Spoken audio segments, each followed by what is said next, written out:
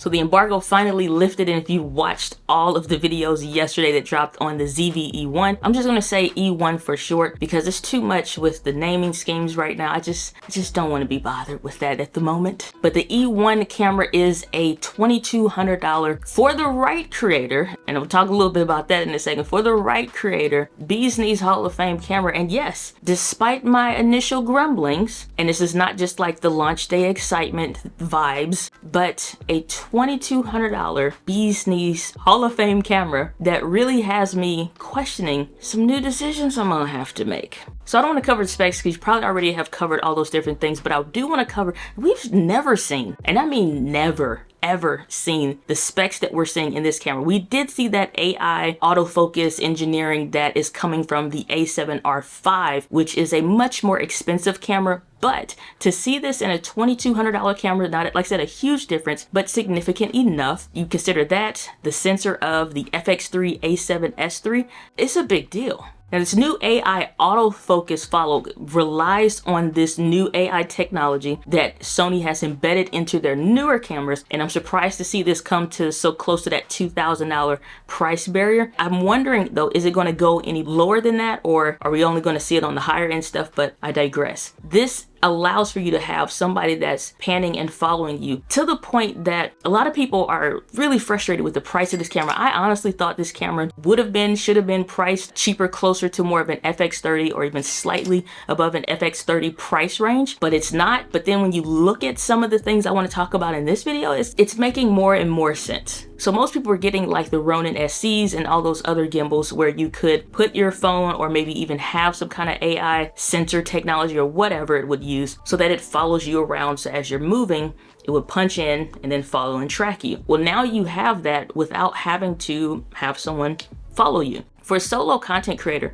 that can seem like a gimmicky kind of a thing, but the amount of shots that you wish that you could utilize the 4K quality, your lens quality, your lighting, all the things that you've invested in, that you would have somebody just pan down for those slightly dynamic shots. If you're not a regular and consistent creator, you're not paying attention to audience retention graphs like we are when we're looking at our content to better improve, to keep the audience attention and keep the storyline moving regardless of what kind of content you're putting together. Small stuff like camera movement makes a huge difference to, again, just keeping the eye moving and keeping the story moving along instead of like a static shot like this where you're just sitting down the whole time. So not having to use a gimbal for that, big deal, because a lot of us were setting up secondary cameras, we're using the GoPro strapped to the chest and all kinds of stuff just to still get a different perspective, or like the Insta360 cameras that have that kind of stuff built in. And now we're seeing this in a mirrorless camera, finally. So let's talk about the elephant in the room, the 4K 60 frames per second that's already baked into the camera. There's no crop on that, which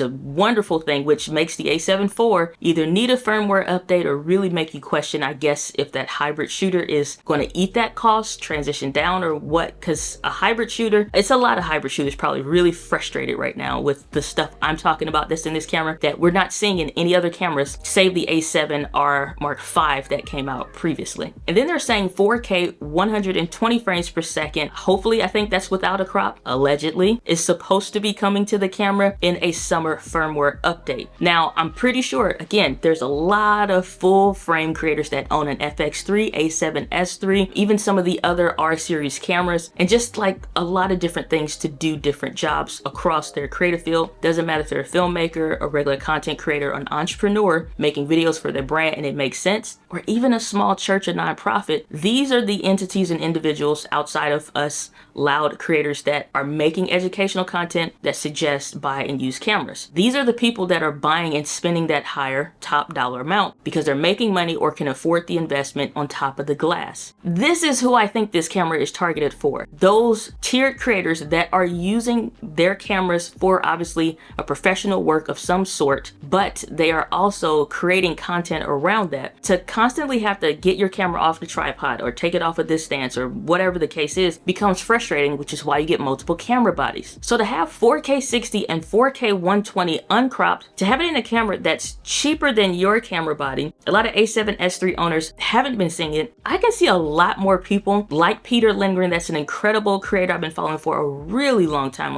and even he traded his Sony A7S Mark III for this camera.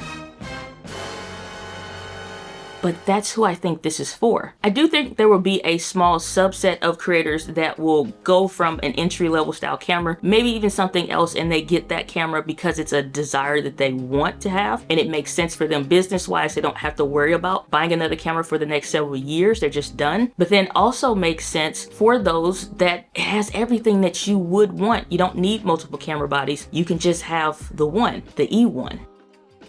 So here's a few of my other favorite features that we're seeing in this camera that we've literally not seen in other cameras, where they have all of this bundled into one nice light package. Internal user LUTs like we've seen on the Sony FX30. You also even have the Cinevlog styles that allow you to have the 2.351 aspect ratio that gives you the black bars, but also some other cinematic style qualities that will at least be a good baseline for base creators that are just learning how to use this stuff. There's a couple features in here that seems pretty gimmicky that honestly, when you think about, it's the time saving thing, those micro inefficiencies that add up over time that really waste your time as a creator over the course of you making a lot of videos. And I've talked about this more, of wanting to see some of this unique stuff that we see in cameras like Panasonic, where you have that dual IS where it uses the lens stave, the digital stave, as well as the IBIS, and it's all working together. Well, now we have dynamic stabilization that is its own unique beast, which probably over the course of some firmware updates will continue to improve, but that's the kind of stuff that I want to see, to where it makes gimbal-like shots, or it makes it easier. You don't have to use catalyst browse. You don't have to worry about doing the ninja walks and all this other stuff. You can just create. As simple as that sounds. You literally don't have to do all the extra stair stepping. You just can